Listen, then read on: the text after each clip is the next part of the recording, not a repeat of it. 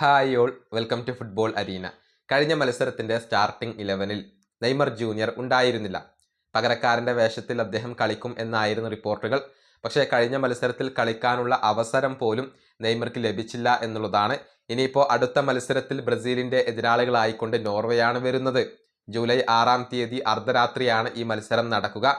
ഈ മത്സരത്തിൽ Neymar junior start ചെയ്യുമോ എന്നുള്ളതാണ് ആരാധകർ ഉറ്റുനോക്കുന്ന കാര്യം. ഇതുമായി ബന്ധപ്പെട്ട ഒരു പ്രസ്താവന ഇപ്പോൾ ബ്രസീലിയൻ ഇതിഹാസമായ റൊമാരിയോ നടത്തിയിട്ടുണ്ട്.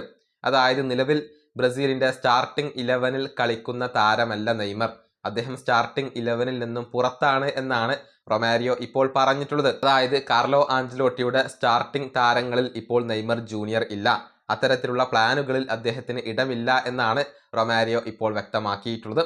പക്ഷേ മത്സരത്തിൻ്റെ സാഹചര്യത്തിനനുസരിച്ച് ഇപ്പോഴും ബ്രസീൽ ടീമിനകത്ത് നെയ്മർക്ക് പ്രസക്തി ഉണ്ടെന്നും റൊമാരിയോ പറഞ്ഞിട്ടുണ്ട്.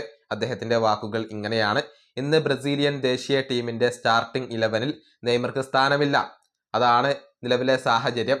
അതായത് സ്റ്റാർട്ടിംഗ് 11-ൽ നെയ്മർക്ക് ഇപ്പോൾ സ്ഥാനമില്ല എന്നുള്ളതാണ്. പക്ഷേ സാഹചര്യങ്ങൾക്കും മത്സരങ്ങൾക്കും അനുസരിച്ച് നെയ്മറിന് ഇപ്പോഴും ടീമിൽ പ്രാധാന്യമുണ്ട് എന്നത് വ്യക്തമാണ്.